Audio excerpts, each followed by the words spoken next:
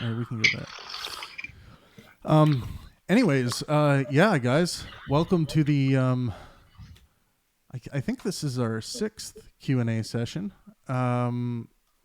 We had Dr. Michio Kaku with us last time, and now we have Dr. Stephen Wolfram.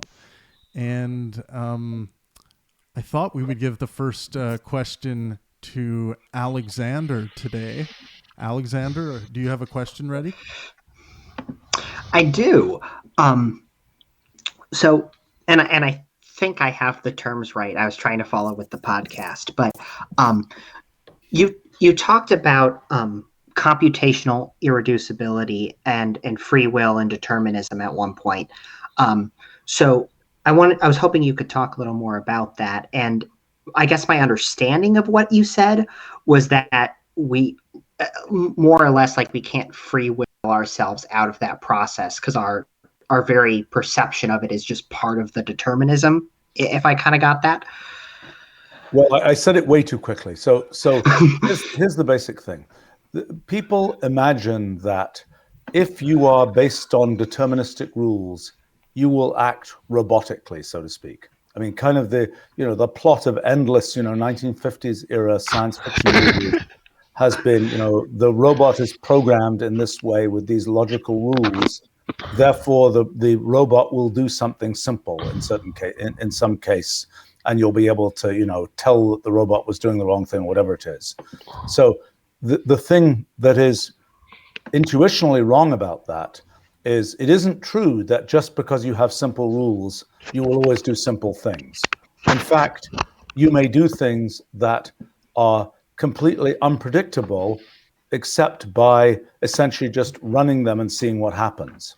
And so the typical ways that we say the thing doesn't have free will, the robot, the little, the gnat that keeps on, the thing that keeps on, trying to get to the light and keeps on hitting the window and does it in a very simple-minded way, so to speak. Those are the things where we can readily predict what the critter is going to do, so to speak.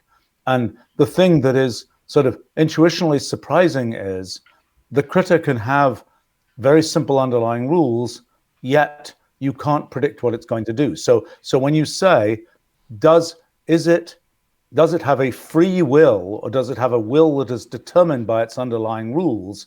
What you realize is it has a will that may be determined by its underlying rules, but as far as you're concerned observing it, it appears to be free of those underlying rules because you can't tell what it's going to do any more than it can tell what it's going to do, or you can just watch it go through and follow those rules to see what it does. So that's kind of it's an interesting exercise. You start thinking about sort of free will in the context of our increasing sort of knowledge of how creatures and brains and all that kind of thing work. I mean, it's kind of like, does the bird have free will when it's singing its song? Well, we now know pretty much how the neural circuitry of the bird works. And, does that make it any less like it has, does it have less free will because we can trace the neural circuitry?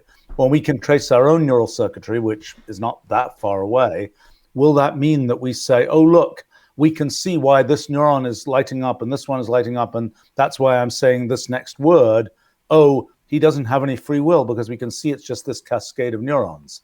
And the way you kind of get out of that box is from this realization, just because you know what the rules are doesn't mean you know what the thing is going to do. And that's the sense in which you can still have meaningful free will, something independent of the sort of the rules by which you're programmed, so to speak. Did that make some sense? Yeah, it makes a lot of sense. Thank you. All right, I'll throw the next one at you, Stephen. This comes from a Scientific American article by Adam Becker, and you're quoted as saying, I don't really believe in anonymous peer review. I think it's corrupt. It's all a giant story of somewhat corrupt gaming, I would say. I think it's sort of inevitable that happens with these very large systems. It's a pity. Do you still feel that way about anonymous peer review? It's always lovely to hear these quotes back. I don't read these articles to get them. I'm sure you don't. It's good to find out what they say. Right. Yes, I think that's it's interesting because it's not a great system. It never has been. And anybody who's actually, from outside the science business, everybody says that's the gold standard, which proves that science is okay. But from within the science business, everybody says this is an incredibly broken system. It's really bad, but whatever. We don't really know how to do it any better. We did an experiment with our physics project. We were like, let's have some kind of peer review set up for it, because genuine peer review is hard to do. It takes a lot of effort. You're going to understand some complicated paper somebody has written. It's like, why should I do this? Unless you're really interested in pursuing it yourself, it's like, what's the point? And, the real point for the typical reviewer is, am I referred to well? Are my friends referred to well? It's a natural selection kind of process of, how do you work the system through peer review, which is a completely not what people imagine the peer review system of sort of validating the science is all about. And I think, so we did this experiment. We sort of put up a kind of peer review mechanism for our physics project. And, my team was saying, oh, we can't get this up so quickly. We need to build this whole database backend because it's going to have so many submissions, et cetera, et cetera, et cetera. And I'm saying, don't worry about it. When we get these submissions, we'll worry about it then. Right. And I think it took 6 months before we got our first submission. And I think we may only have one. Still, it's something perfectly sensible. I mean, it's, because what we said is, this is a complicated project, and we'd love to get people's comments on details of it. Or, it's not very useful to just sort of say, I think the whole project is wrong because I'm sure it's wrong, and therefore I'm just saying this. That's not very useful. But if it's like, on page 417, you say this, I didn't understand that.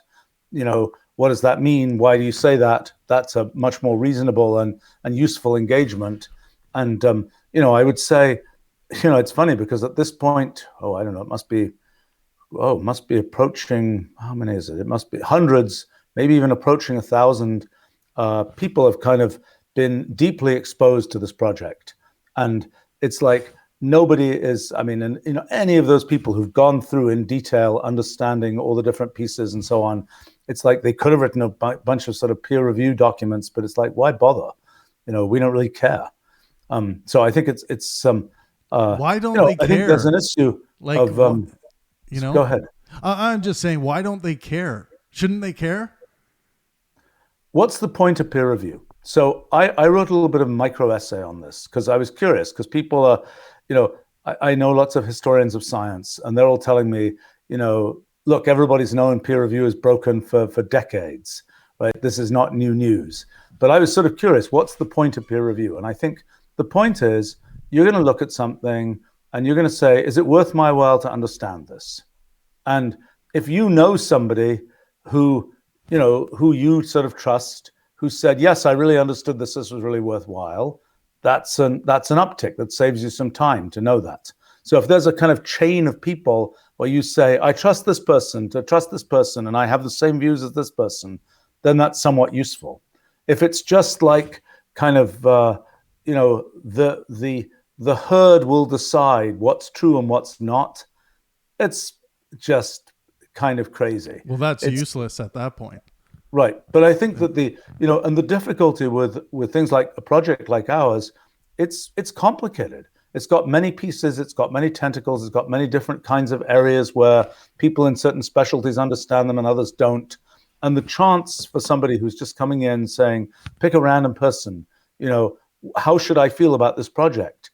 You're not going to, unless, you're probably your own best judge, so to speak. And by this point, I don't know, that's an interesting question. To what extent the people who are working on things with our project now, to what extent they kind of felt validated by the fact that they knew this other person who was working on it. I think it's a small minority. There are probably some, but I think the vast majority is people thinking for themselves, so to speak. Right. Which is always a wonderful thing to see, and sadly rarer than one might expect. Even in areas like science and academia and so on, it's kind of the think for yourself idea is, in modern academia, the think for yourself idea is pretty dangerous, actually. Right. All right. Thank you. Grim, go ahead. You're up. Oh, okay. Well, I guess if I had to ask something, I would say, what gives you drive, or what was that initial catalyst for you to really start exploring this type of field of science? Well, I mean, look, I like understanding stuff. And so when I see something that I think I might be able to understand, I go try and do it. And I think often I really like the aesthetics of some of the things I find very aesthetic. Some things I don't find so aesthetic, and I tend to not be as enthusiastic about those. But as far as I'm concerned, the kind of it's I think somehow you push on one of these areas to some extent, and then things just start rolling downhill, so to speak. And it's and that's a wonderful feeling where you've put some effort into it, you've tried to understand some things, and then things start really fitting together, and it's kind of like, yeah, I actually understand this. And it's something in many cases, I've been there are areas of science where I've kind of been thinking a bit about them for decades. And finally sort of things align to the point where, yes, I can really make progress in this area. That's pretty exciting. I, like right now, I've got my three areas that are kind of, I'm like, I think I have the methodology to really make progress. Actually, probably four, maybe even more. But there's the three things that I'm. One is kind of the what is mathematics question that I think I finally have interesting things to say about. There's the kind of there's questions about economics that is an area I don't really, I have basic knowledge of, but I have never really dug deeply into it, and I've always been somewhat put off by it. But I think I actually have some interesting potential insights there, and also some things about chemistry and molecular biology and so on that, again, are things where I've sort of puzzled about them for a long time. And what happens and what gets really exciting, frankly, is when you develop some new methodology and you start realizing, oh my gosh, all these things that I've sort of wondered about for years, decades, like I can actually say something about this now. And that's, that for me is exciting. I mean, I think that the thing that is perhaps interesting from the outside versus inside view, so to speak, is, people might say, oh, there's this guy and he's trying to figure out all this stuff in all these different areas. You must be a very ambitious person trying to figure out all this stuff.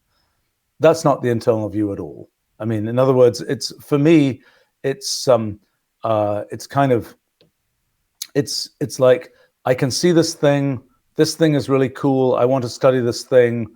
You have to be practical about the world. And if you don't communicate what you're studying and you don't kind of have people kind of to some extent, buy into what you're doing, it's kind of pointless to do it. And when you get to do the next thing, that isn't made any easier by the things you've already done. So that tends to be part of the dynamic. But in terms of like, why go after this thing versus that thing? It's like, where can I see a place where I can really understand a lot more stuff? And sometimes there are cases where there's a question of sort of to what extent do market forces relate to what one's doing? And there are places where, for example, the physics project that we've done in the last couple of years, that was slowed down by the fact that I really was pretty convinced that the physics community didn't want that project done. And it's like, what the heck? These people use our software products every day, and that's great. And, there's this project, and these are the customers. And I'd figured out, actually, about 3 or 4 years ago, I'd figured out, yes, I could do this physics project as basically an education project for the world.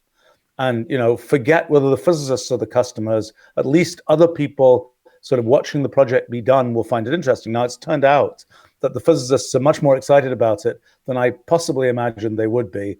And that's all been a great story. But, I wasn't at all sure that was going to happen. And, there are places where you kind of, you say, well, this is the thing I can work on and I'm really interested in it. Then there's a question of, does anybody else care? And there's a question, do I care whether anybody else cares? And that's always an interesting issue. Interesting. Awesome. Thank you. Dal2, you're up next. Thanks, Graham. All right. So I heard you say in the podcast earlier that all possible you're looking at all possible rules being what happens rather than just one, which I think kind of makes this question a little muddy. But the question is basically, if Rule 30 is irreducibly complex, how can we determine the number of rules in effect? Oh boy.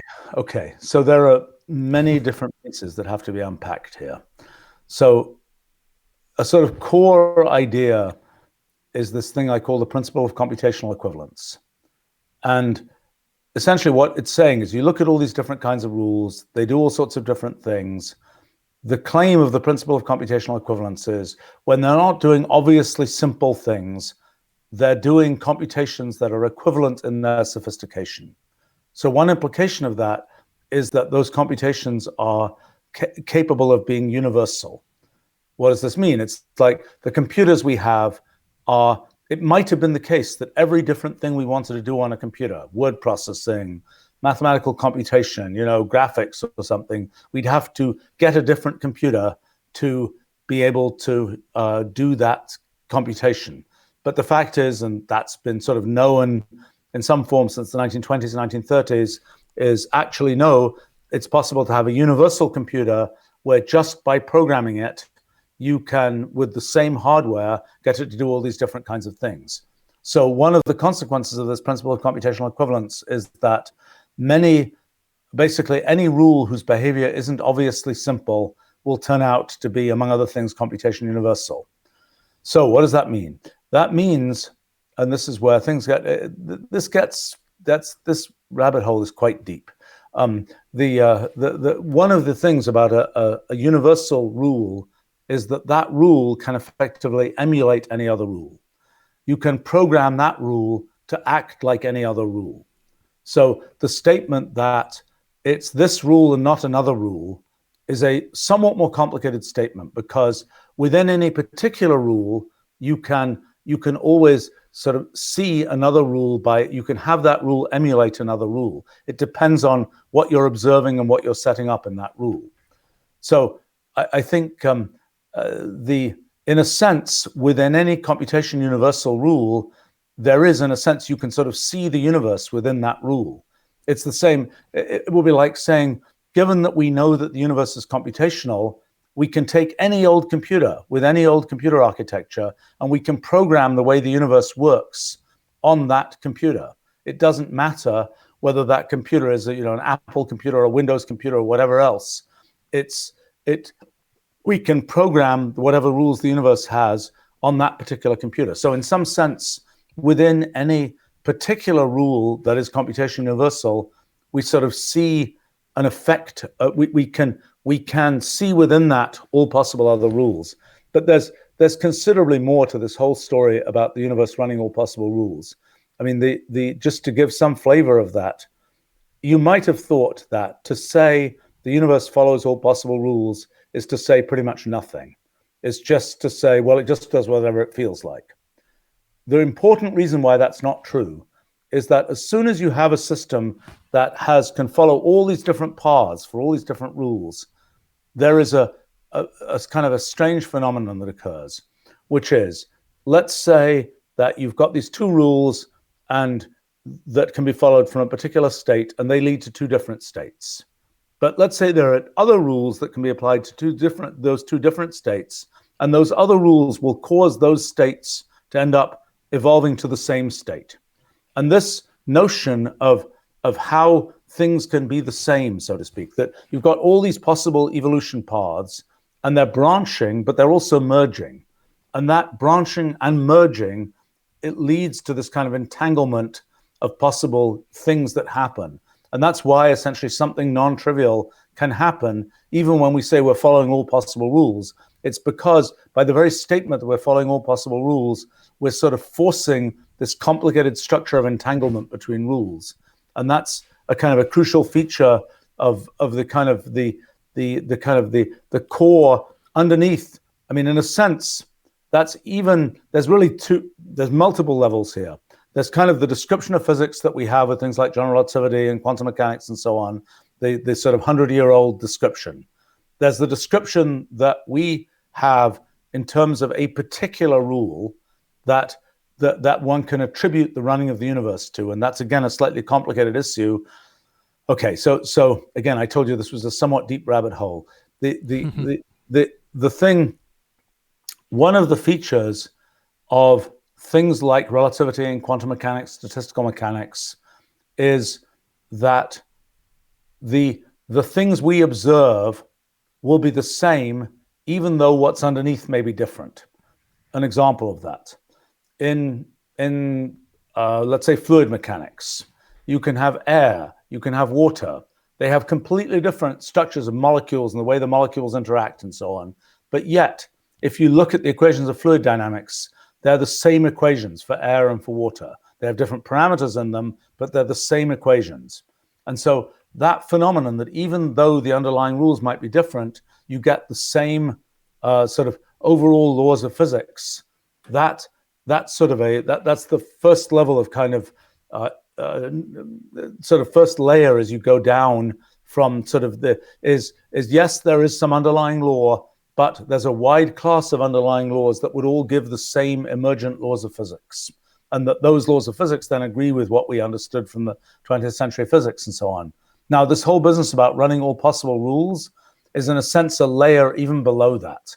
That's asking, we've got to this layer where we're saying there's a particular rule, and it, along with all its other similar rules, would lead to the following emergent behavior in the laws of physics. But then we're going sort of even below that, and we're saying, well, for example, we say, why would we get that rule for our universe and not another one? And I really wondered about that for quite a while. And the answer is because actually we have all of them. They're all running. And the issue for us is, what is our description language for the universe? What aspects of the universe do we kind of recognize? And just to make it even a little bit more kind of bizarre and brain twisting. So one of the issues that is very important in understanding how we perceive the physical world is we are observers of the physical world, but we are also part of the physical world. And so, for example, relativity arises because we put ourselves, we are part of the universe that we are also trying to understand. And being part of the universe that we're also trying to understand forces us to only be able to be aware of these sort of causal relationships between things, and that leads to the fact that relativity is valid. When it comes to quantum mechanics, things get more bizarre because, in a sense, in quantum mechanics, the universe is branching into many different histories. But the thing that's happening is, so are our brains as part of the universe. They're branching into many different histories. And so, in a sense, what one is asking when one thinking about quantum mechanics and how sort of one measures things in quantum mechanics and so on is, how does a branching brain perceive a branching universe? And what you realize is, as soon as that branching brain makes any sort of assumption about coherence in the universe, it's forced into certain things that eventually lead to quantum mechanics. And you can go even further than that in this kind of rule universe of all possible rules. If you're something that exists within that structure, you too are branching in all these ways to all these different rules. And so you have the slightly elaborate question of, how does a rulily branching brain perceive a rulily branching universe? And it's from that you end up getting kind of, you're kind of necessarily with a brain that has certain kinds of assumptions about how the universe works, most particularly that our brain is computationally bounded and that our brain perceives some sequentiality in time. Given those two things alone, you can derive the laws of physics that we have learned from the 20th century and so on. And it's interesting that, you don't need any more detail than that. You don't need some detailed feature of human consciousness or anything like that. You just need, we're computationally bounded, and we believe that there is a definite sequence of things that happens, rather than many, many things are happening in parallel, and we don't have any notion of sort of sequentiality of things happening. And, one could certainly imagine the other intelligences in the universe, which surely exist, where they're just intelligences that don't have these same features and don't kind of map into what we're used to, the ways we're used to experiencing the universe. So it ends up being something where I'm fond of making this kind of comment about, the weather has a mind of its own, because in a sense, this principle of computational equivalence implies that the sophistication of the computations that are being done by the weather is just as great as the sophistication of the computations being done by our brains. And I think that the question is, okay, so why does the weather not seem like an intelligence like us? Well, the answer is because it, in a sense, is not doing these things that are sort of characteristic of our kind of consciousness and so on. And it has its view of the world, so to speak, if we can attribute one to it, is something that doesn't have the same kind of texture as our view of the world. And that's sort of why it doesn't seem like an intelligence in the sense of our kind of intelligence. Interesting. Dal, I hope you took all that in, because you have to teach it to us tomorrow again.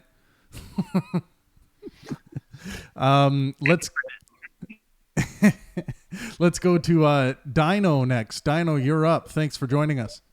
Oh, right. Okay. I do have a question, but it's literally from what you've just said. Two things come to mind. Well, one thing mainly, it's this idea of the observer created reality. But I don't think that's what you're saying. No, it's more complicated than that. Yeah, it sounds like it's the axioms that we draw upon to understand the universe that we're in, if I understand you correctly. Well, okay, so this business about observers creating reality, one of the issues with that has been, so that means every observer gets to create their own reality. That tends to be the next sort of logical thing that you get to. The thing that's surprising then is, why do different ones of us basically agree on roughly what's happening in the universe? Right. And that's been hard to understand. In this theory that we have and the way that the formalism works, we can now see why that will be true. And it's a consequence of this thing I call causal invariance. And it basically says, okay, so let's see, what's the easiest way to get into this? Okay, so the issue is you have different, in relativity and quantum mechanics, in these other places, there's certain kinds of observers who have certain kinds of features. So in relativity, for example, the typical feature of an observer is, what are they going to consider to be those things that are happening simultaneously in time? What corresponds to what in relativity theory is called the space-like hypersurface? Something where we're going to say that across all of space, this counts as 12 noon, so to speak. And that's kind of what the way we characterize observers for space-time is. We say, what are their surfaces of simultaneity in time? And so the thing that happens is that there are these different slicings of space-time that you can make depending on how you make these choices of what the simultaneity surfaces look like. And a typical way you get different simultaneity surfaces is you're traveling at a different speed. So you have a different trade-off about how much space you're kind of traversing versus how much time is passing. Right. And so that, so the big result is, okay, you can think of, let's see. I mean, basically what ends up happening is that there are these different kind of paths of history which you can follow, but there is an equal amount of branching and merging. And it's the fact that even if you sort of thought you were going through a different history of the universe, eventually those branches will merge. And so you can then, at least eventually, it will turn out to be the case that those branches of history were consistent in what happened. And what's tricky is that from the point of view of the observer can say, I'm just going to assume that these things will merge, so I'm going to treat as equivalent these two different paths, knowing that they will eventually merge, but they haven't merged yet. But my view of things is that I can think of them as having merged. And unfortunately, this gets this. Yeah. So, but I think the thing that is getting beyond me. But the thing I was taking from it is that if I understood this correctly, that basically we make assumptions, but the way that we make assumptions is inextricably linked to what we are. That and is that's correct. because we are all human beings. It is by definition that we share a common set of assumptions in some way, just because we're part of a universe that has rules, and that's one of the rules. And so because of that, we see the universe the same way. Yes, that's true. I mean, if our sensory apparatus was completely different, we would deduce different laws, we would attribute different laws to the universe. So for example, or even if we were very big compared to what we are, if we were the size of the solar system, a lot of things that we currently think of as being sort of the way the universe works, we would probably end up creating a different model for how the universe works. So in a sense, and the thing to understand is, at the lowest level, we think the universe is a huge number of these atoms of space with all these connections that are all sort of changing very rapidly and so on. But what we are perceiving about that is just a particular slice of all that complexity. And another sort of an organism, so to speak, or a thing with very different sensory apparatus might perceive a different slice of that. We're not getting to see the whole story of what's happening in the universe. We're only getting to see the story that we care about, so to speak. In other words, it's similar, I think I was mentioning earlier, about the heat death of the universe, where people say, oh my gosh, eventually the universe is just going to be a bunch of gas molecules or atoms or something bouncing around, and it's all over then because there's nothing interesting happening in the universe. But the only reason we will be saying that is because we're sampling the universe in the way that we are used to sampling it with our kind of sensory apparatus. We're used to just saying the only thing we care about all those gas molecules is what the total pressure of the gas is. The fact that, the future engram of this, sort of event will be encoded in some detailed correlation between atoms sometime in the distant future of the universe, that fact is irrelevant to us with our current sensory apparatus. We just say, just looks like a gas in uniform thermal equilibrium. The fact that it has all of this micro detail that some other sort of observer of these things might pick up on, we're completely oblivious to that. Right. So the thing that I find really, that the new insight, right, what you're saying to me is that the process by which we choose the assumptions is actually part of the universal equation. Yeah, that's true. That's the bit that I found really interesting, because I've often wondered, where do these assumptions come from? Which is, of course, a big mystery because you can't prove them. Well, right. I mean, so the fact you might say, okay, we've got laws of physics. Now we get to observe the universe given those laws of physics. And what we're now realizing is we'd have different laws of physics if we had different ways to perceive the universe. And that's not that's sort of and one of the things that I find kind of humbling in a sense, it's kind of our current Copernican experience.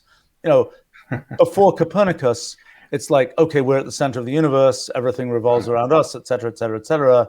And then it's like, well, actually, we're not that special. We're just out on the corner of this galaxy and things like this. And what we're realizing now is we're not that special. We have a particular description language for the universe. And the thing that's sort of humbling is to try to even understand what would the universe be like with a different description language? How would we see it? And I was talking to some of my friends who are science fiction writers, and I'm like, in fact, one of them, I just got some books from him, which he says he's gone a little way towards thinking about some of these questions of, how do you, I sort of wondering about this question. Okay, so imagine that you are an organism with just completely different sensory apparatus that's perceiving completely different things about the universe, possibly doesn't even have a sequentialized notion of time. Okay, right. The question then is, can I write a story that describes sort of what it's like to be an organism like that? Can I write a story which in any way connects with what we humans can understand? And I think it's really challenging. So in other words, And when we think about sort of extraterrestrial intelligence and communication with extraterrestrial intelligence and so on, the question is, in this kind of rulal space of possible descriptions, how far away are we from that alien intelligence, so to speak? In other words, we can say, well, the alien intelligence may be on the other side of our galaxy in physical space, all well and good. How far away is it in rulal space? Or is it the case that cloud of gas in this place, or that thing in our Earth's atmosphere or something, is really an alien intelligence? It's just too far away in this rulal space, and our description of the world just doesn't align enough with its that we sort of view it as being a useful and interesting intelligence, so to speak. Thank you, Dino. Scott, you're up, buddy. Scott, if you have a question. If not, we'll go to Loki next. Loki, you're up. You're muted, by the way. There you go. Okay, yeah, good there. Hi, Stephen. I've been a user of your Pro Alpha engine for years, and I was a beta tester back when you were trying to do image recognition. So paid attention to your work for, I don't know, that's a bunch of years, I think. But anyway, I have a background in broadcast and telecom engineering, and have been involved in psychoacoustic work and video work on codecs, and which bring up the idea of how the human mind translates whatever physically is to however we perceive it, versus how we can code things to emulate things that aren't really what we're perceiving but seem like it to us. And I was wondering, in response to your discussion earlier today in the previous show with Travis, you had mentioned the ideas of how you code human perception of information to a software mappable functional system. This may hopefully is complicated, but maybe a little less esoteric than some of the questions so far tonight. What you see as the nature of those relationships, in the actual world, whatever that might be, how it can be coded or sorted in ways that are functionally useful, and how that relates to how we as humans perceive that.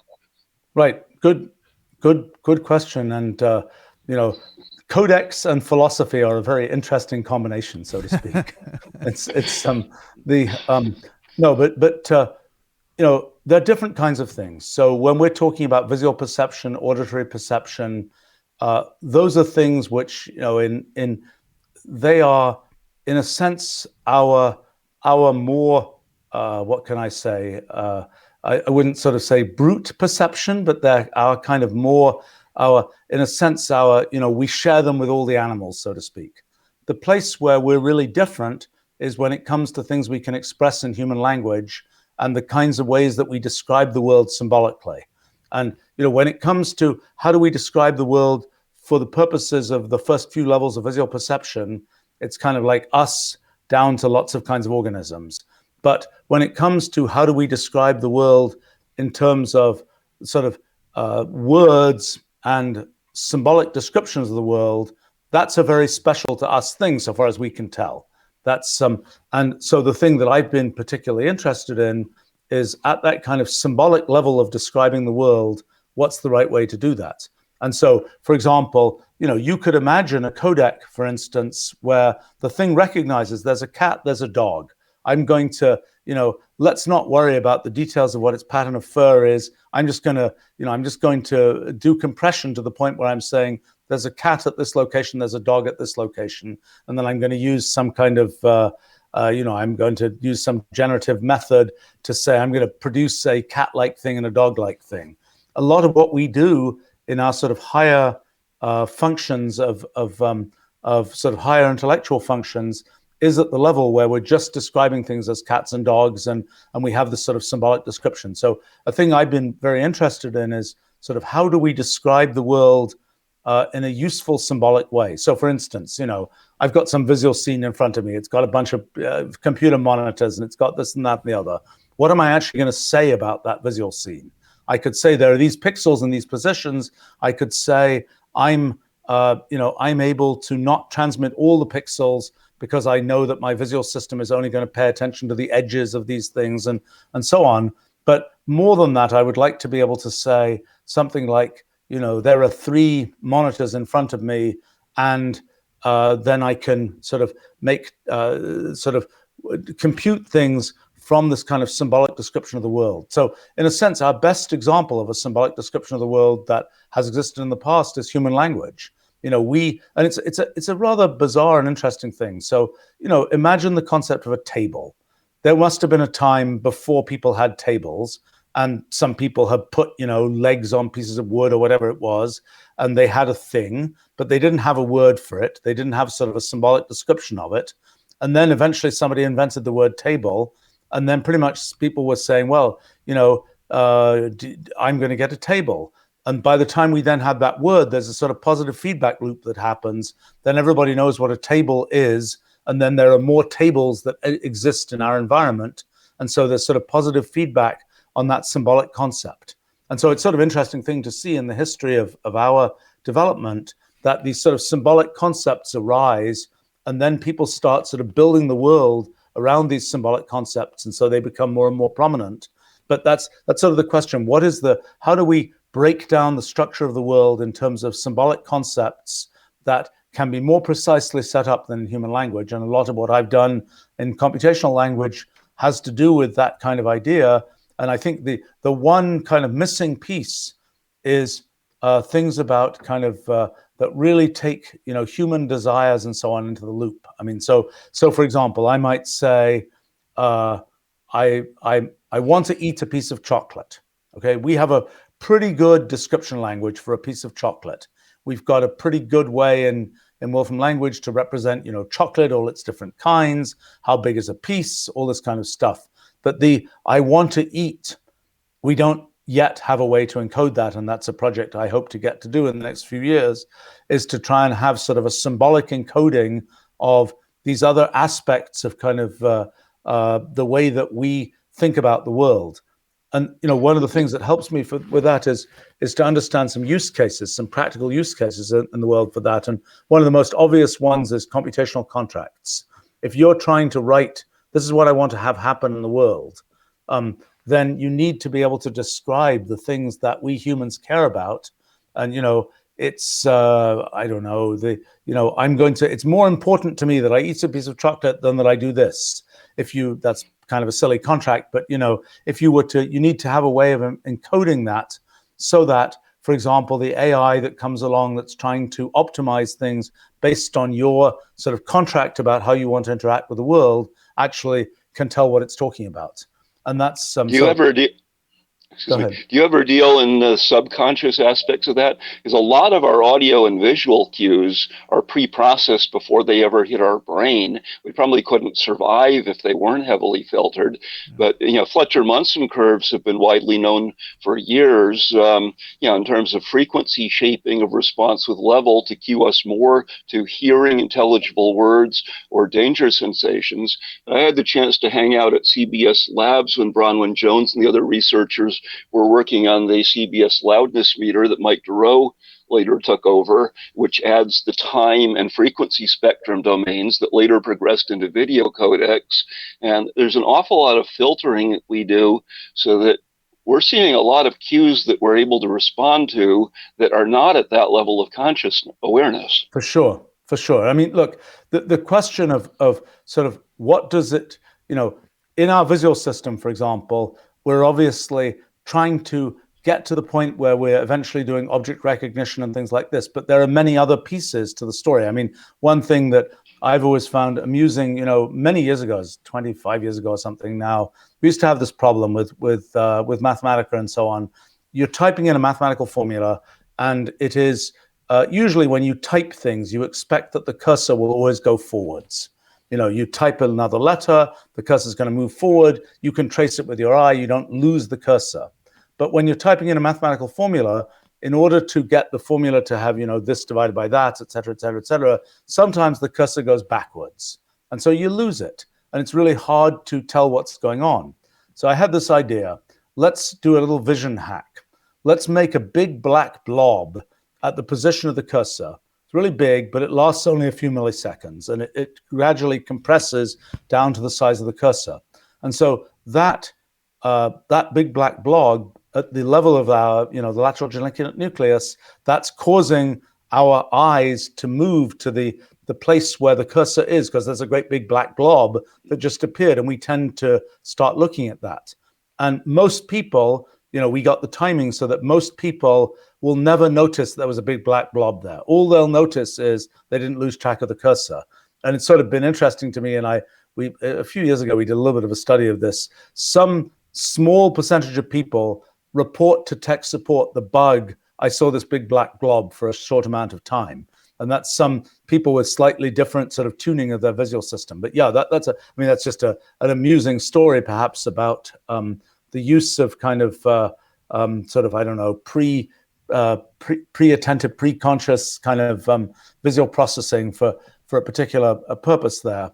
But I think in general, this question of there's sort of the kind of the large scale symbolic description of what's going on, and there are all of the details that perhaps are important to us. They might have some emotional overtone.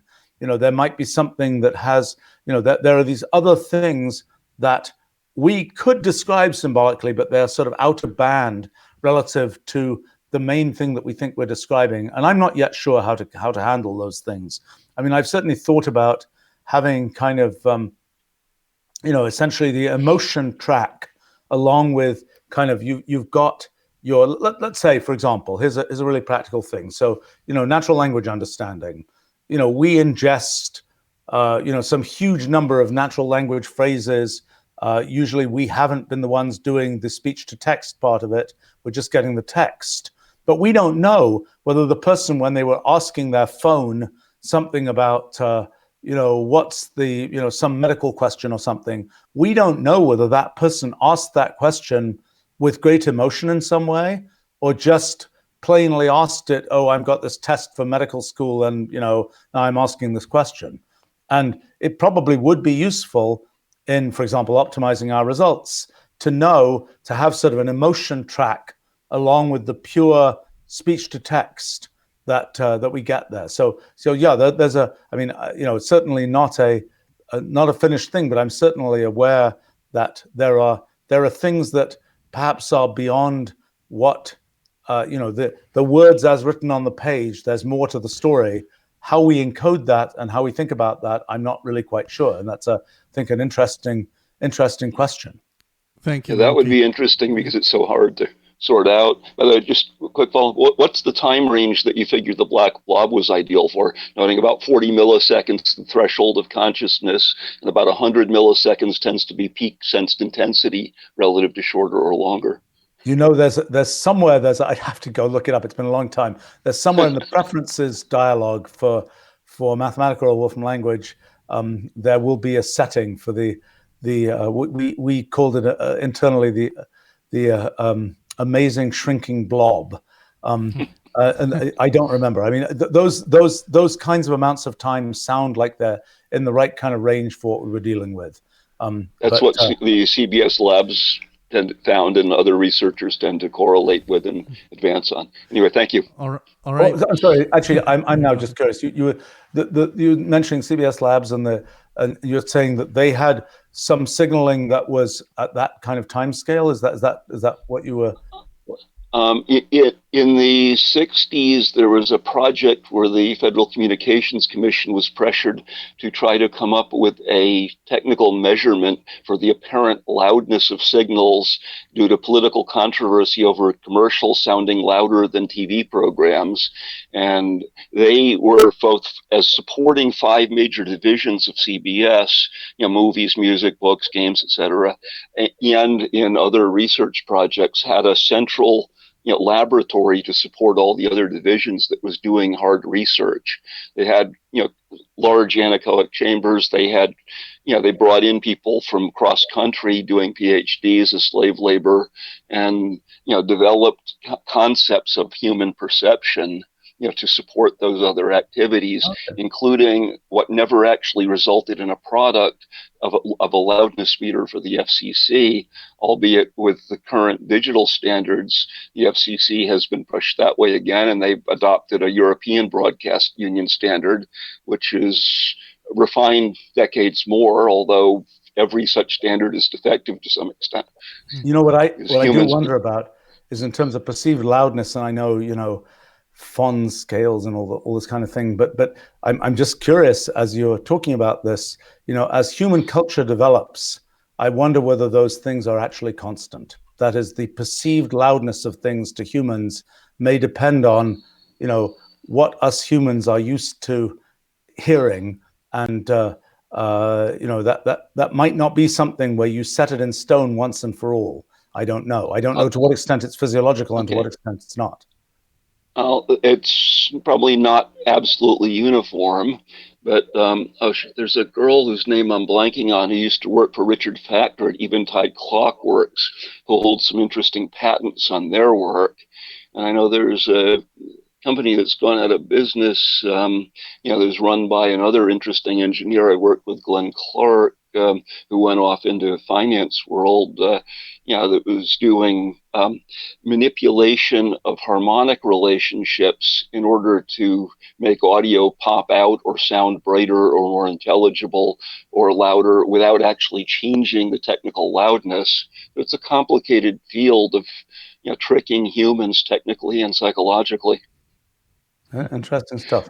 But if you look at the FCC, ATSC, the digital TV standards, you'll find in those EBU, European Broadcast Union, technical standard references that have some level of detail as to how they determine their standards, you know, that are part of U.S. law, you know, by incorporation now.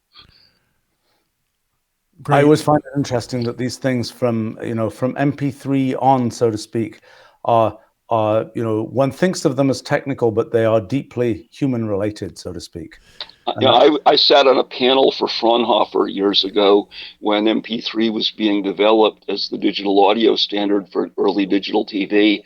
We allowed for, intentionally by design, more intelligently than we realized, but never anticipating the extent to which MP3 would take on a life of its own in addition.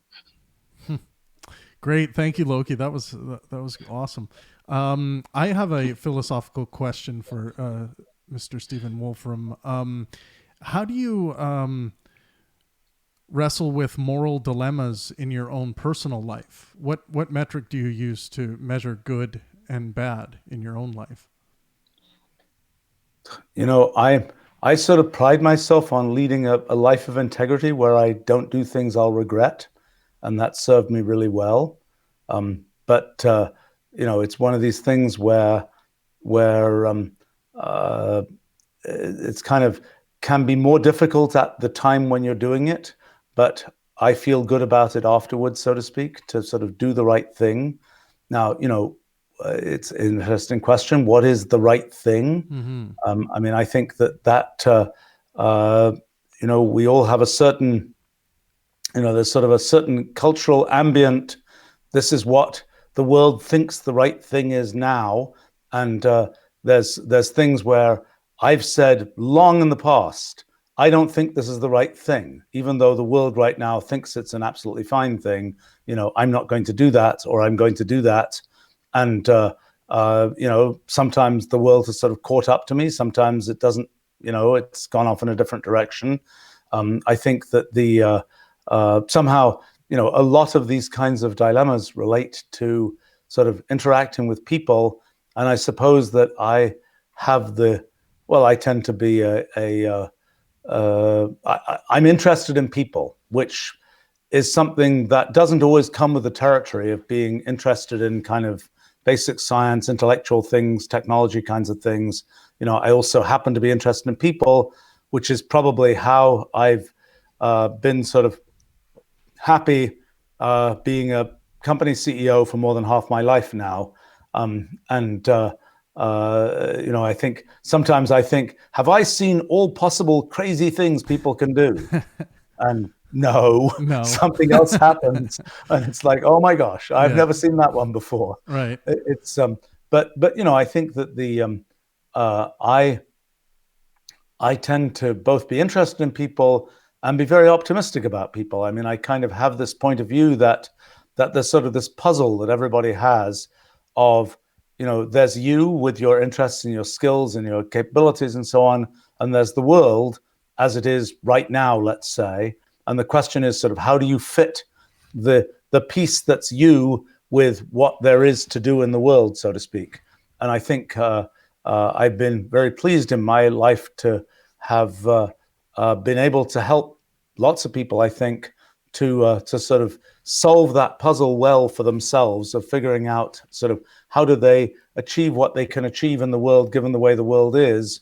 And what you can do in the world varies a bit with the time in history in which you live, and you can be lucky or unlucky in terms of the fit between the things you want to do and the things that are readily possible in the world as the world is right now.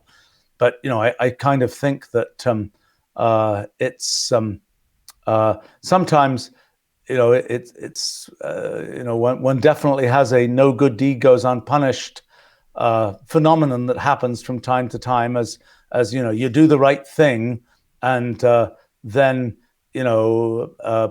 other people don't do the right thing, and then you're like, gosh, I didn't, if I hadn't done the right thing, then I wouldn't be having all this trouble caused by this other person who isn't doing the right thing. Right. And but my thing for my life has been, I prefer to have the satisfaction that I did the right thing, and the fact that that ended up causing me trouble is like, it's more important to me that I did the right thing than that this trouble was caused. And I kind of have this, again, perhaps optimistic point of view that sort of in the end, if I did the right thing, it's sort of going to turn out okay, so to speak.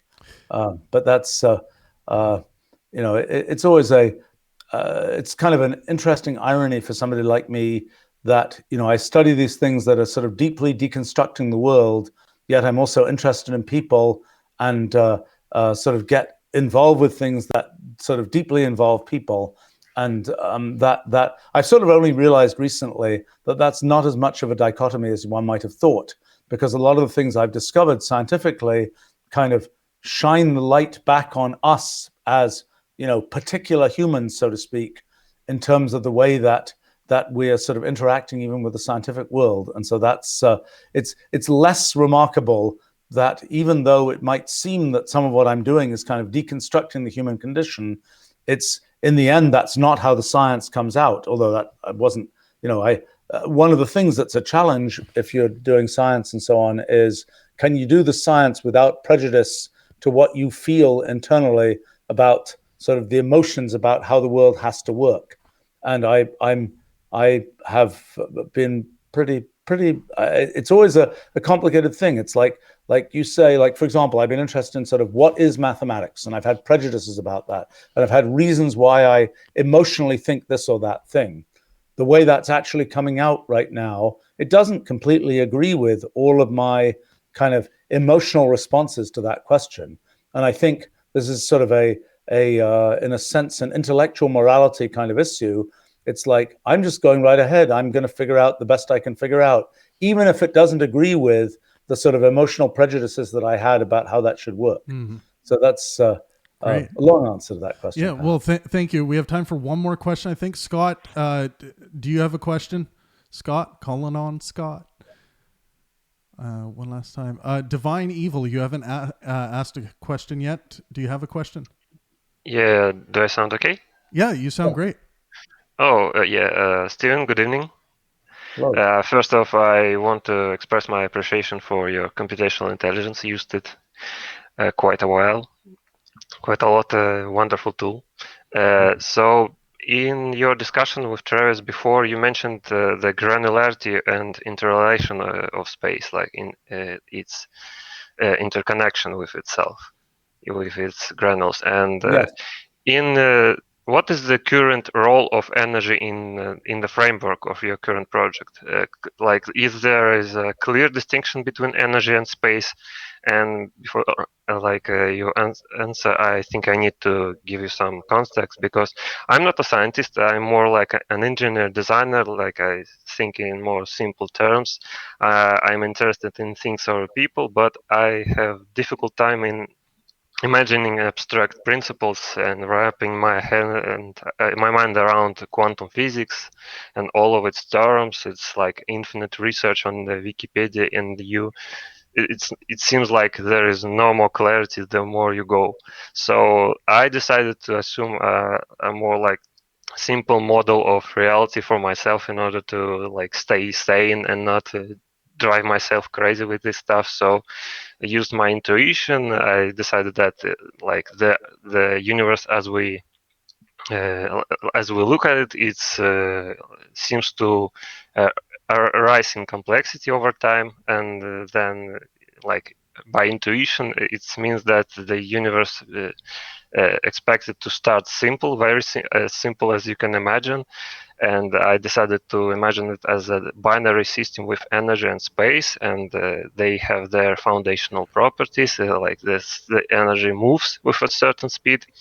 Space has a gravitational constants, and they interact with each other. Every Sorry, part of energy Divine, I just has, want you to get yeah, to a question as quickly as you can, yeah. just because we're at time. Go ahead. Like it's a simple model with a simple binary model with energy and space that like construct geometrically the universe. How does it looks from your perspective, from the perspective of your work as a specialist? Right. Well, so in terms of our model, actually energy has a much more direct interpretation than I'd ever expected it would. Energy is basically measured by the amount of activity that occurs in this network. As there can be a particular region of the network, a little bit more formally in the fancy words of our model, because one has to be a little bit more precise to really nail down the idea correctly. It's the flux of causal edges through space-like hypersurfaces, which roughly is the amount of activity happening at a particular place in the universe is essentially energy. But one of the complexities of that is, in order to even knit space together, you need a fair amount of activity going on. So in a sense, the energy that we perceive is the excess activity in one part of the universe as compared to others. So that's kind of the interpretation of energy in our models.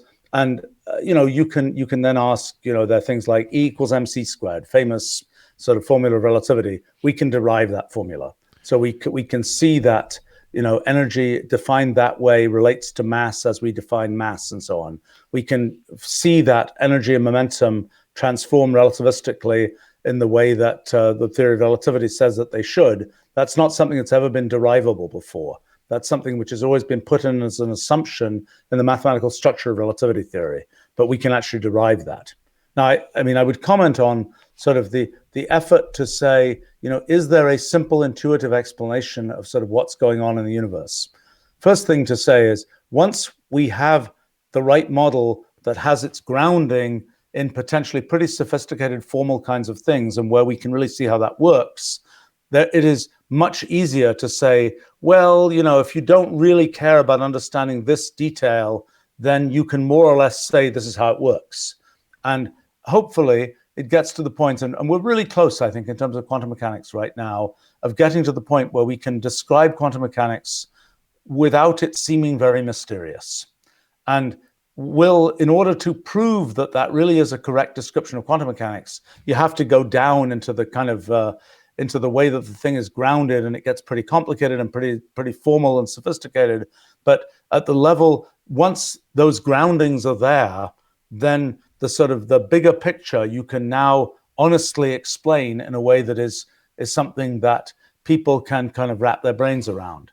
I think it is difficult to say, given the universe as it is, let's just figure out by pure thought how the thing has to be constructed. I mean, this is essentially what was done in antiquity. The philosophers of antiquity believed that's the way we're going to figure out how the universe works.